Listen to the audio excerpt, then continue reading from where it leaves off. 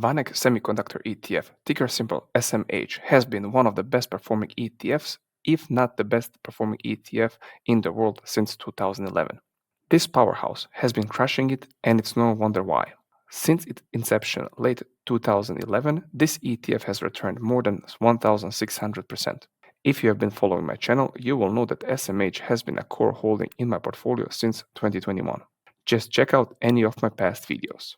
Anyways, here is a breakdown of the SMH. This ETF tracks a list of US semiconductor companies which comply to ESG, environmental, social, and governance.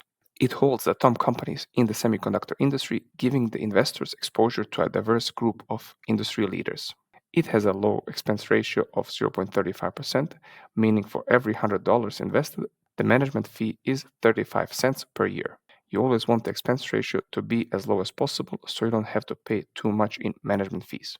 If we scroll down, we can see the stock ticker breakdown, and we can see the top 10 companies in this ETF, and those are Nvidia, TSMC, Broadcom, Qualcomm, Micron Technology, and so on.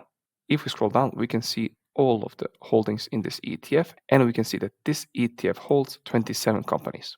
Also, in case you want to research some alternatives to SMH, you can look into two other ETFs.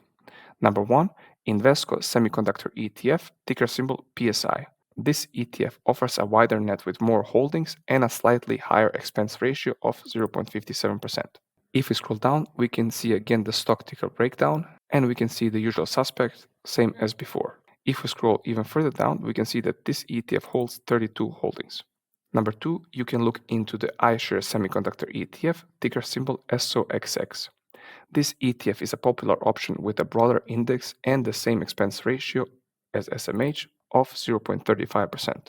If we scroll down, we can see again the stock ticker breakdown and the same usual suspect as before. And when we scroll even further down, we can see that this ETF holds 35 companies.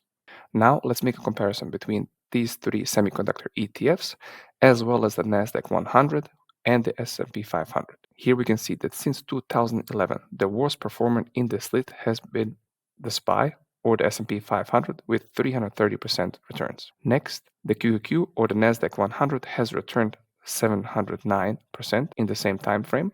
Next, the PSI has returned 1,166%. Then SOXX has returned 1,307%. And on top of the list, we can see that SMH has returned over 1,600%. Now, before you run off and invest your hard-earned money, remember that past performance doesn't guarantee future results. Do yourself a favor and do your own research before investing. Lastly, if you like this video, then please make sure you leave a like on it. And if you want to see more investing videos like this, then please consider subscribing to the channel. Cheers.